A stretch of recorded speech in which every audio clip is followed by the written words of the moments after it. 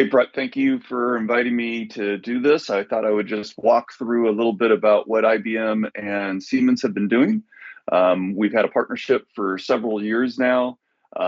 We've been working on and co-developing capability, especially around systems engineering and multi-domain engineering. And that's what I'm going to focus on today. It is broader, though. Our whole partnership goes from development through operations and maintenance. We have integrations we have between our ELM tools, the Siemens accelerator portfolios, with really Rhapsody at the core of that. And then the same kind of thing we actually do down into the operations domain with Maximo integrated into their service lifecycle management area. So what we'll do today is just I'm going to go a little bit on what we're doing with regards to the integration with Rhapsody and how we are leveraging it to really improve upon integration issues between the domains. So the whole focus that we've had is how do I take and reuse all the work that we've done from a systems engineering requirements perspective, initial designs early in the design cycle, and leverage those down into software, electrical, networking, and mechanical. So when we started working on this, we looked at the traditional V, and there's just really some gaps here. There's actually many Vs within this area. Some of the gaps that you see on the left, they're shown with these X's in them. Those gaps are really there because this is just the area where when we do anything with regards to a maturity matrix, whether it's CMMI, SPICE or AutoSPICE, you'll see that those are the areas that are commonly found to be the biggest gaps that our clients have, whether they're tier ones or OEMs and whatever field they're in. It is very similar across aerospace, defense, automotive, high tech, you name it, semiconductor even to an extent. So what we're looking here is understanding how I can take that system model and then transfer it down into these other Vs. So there's a V for all of these to an extent. They need to run in parallel. What we first found was that the traditional system architecture, the system level architecture, was not adequate for doing this work by taking a system model and pushing it down to the electrical and the software area. We need to put a different level of definition into that system architecture, something we're calling a logical architecture.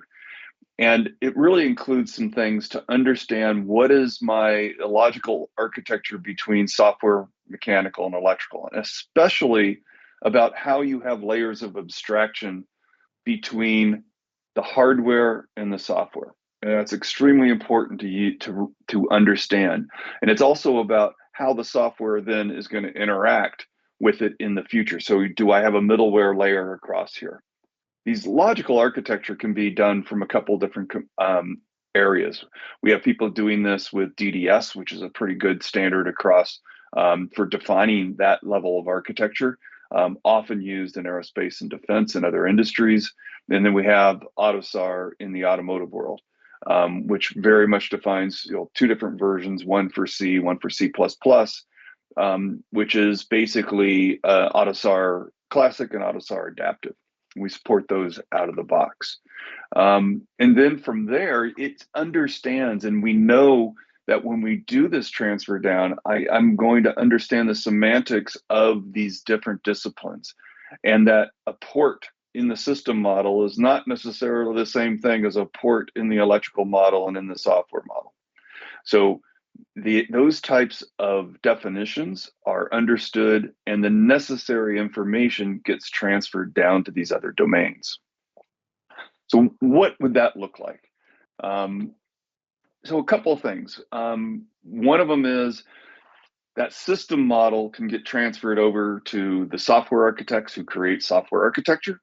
They can really leverage that as the beginning point for that software architecture, which then I break down into its component parts and add software behavior, implement the code, etc.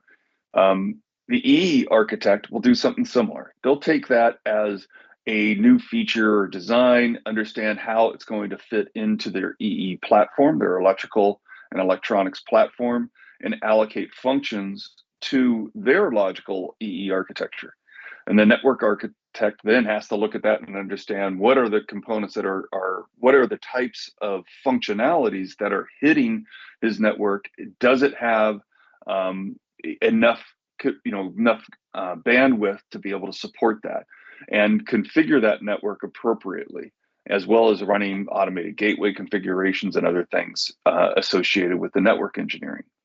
Mechanical engineer, similar things. I'm going to take one where I'm developing the BOM. I'm going to utilize trade studies, understanding now that there's a system model associated with it. And that system model is associating some functionality and behavior. And then I can look at this, how it works into non-functional system constraints. And I can then leverage downstream to my CAD CAE guys who are doing that system architecture to really drive multi-physics simulation. So based upon the behavior I want for an aileron or something, I'm going to have mechanical, electrical, and software components associated with it. Now, when this all comes together, it comes together really at the LRU or ECU implementation layer. And I think this is something a lot of our ELM customers, Brett, don't necessarily always understand what these other departments are doing. But there's a lot of work done at the EE network and then integration level before that software magically appears in some sort of a computer in their device or in their vehicle. And what they're doing there is really going it through, making sure it is going to interoperate correctly. They do things such as the internal connection diagrams, ICDs and stuff. So you've got a lot of different effort that is going on in here. And what we found when we asked some questions with a couple of our first clients really going down this path was that we found that just the systems engineering area to the EE architect, that if they reuse this information from Rhapsody really into Capital in this case with Siemens, is that we would save approximately 2,000 to 3,000 hours on an average program. Small program might only be with a tier one that we had. They said it was about 350, 500 hours that they were saving. And there were similar savings as you go into software. So being able to reuse this has tremendous benefits. It's speed to market. It's lower cost.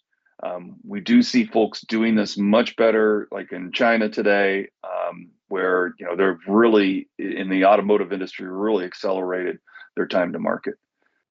With that, Brett, I think I'll hold, and we will do a second part of this at a later date.